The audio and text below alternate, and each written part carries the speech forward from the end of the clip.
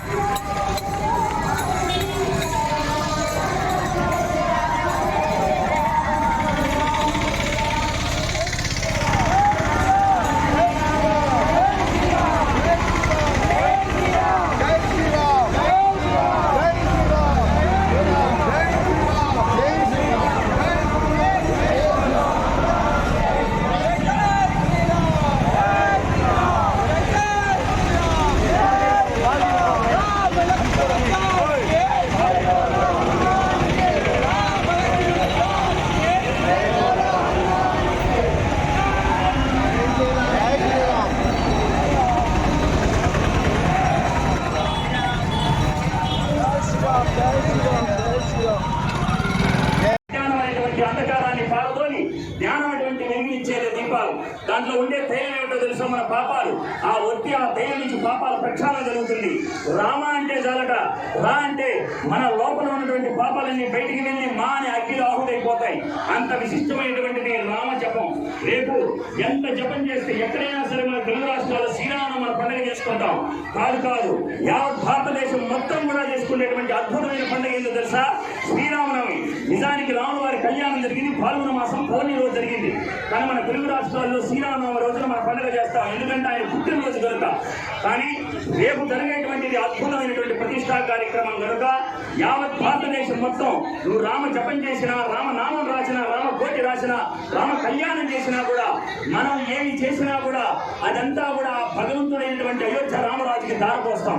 ఆ విగ్రహం మహాశక్తివంతంగా మారిపోతుంది. అట్లాంటి విశిష్టమైనటువంటి అయోధ్య బాలరాముడి ప్రతిష్టా మహోత్సవ రేపు కార్యక్రమం జరుగుతుంది కాబట్టి ప్రతి ఒక్కరు కూడా రామనామం జపం చేయవచ్చు. మనకి రాముడు వారి పట్టం పూజ చేయవచ్చు. అన్ని మన ప్రతి దేవాలయంలో కూడా కార్యక్రమంలో పాల్గొనవచ్చు. అంత విశిష్టమైనటువంటిది రేపు ప్రతిష్టా కార్యక్రమం జరుగుతుంది. ఏ జన్మలో పుణ్యం చేసుకుంటే గానీ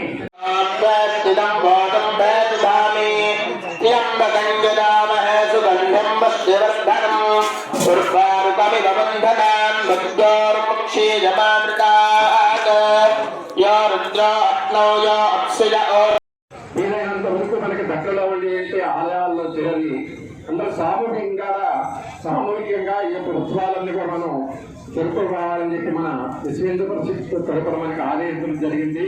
కాబట్టి మన ప్రతి ఒక్కరు కూడా మహిళలు కానీ పురుషులు కానీ అందరూ కూడా మన ఇంట్లో పూజా కార్యక్రమాలను కూడా పూర్తి చేసుకుని మన దగ్గరలో ఉండే ఆలయానికి వచ్చి అక్కడ జరిగేటువంటి సామూహికంగా పూజా కార్యక్రమాలు అందరూ కూడా పాల్గొని వీలైనంత వరకు అందరూ కూడా విష్ణు సహస్రనామ పారాయణం కానీ అలాగే శ్రీరామ మంత్రాన్ని తారక మంత్రాన్ని కూడా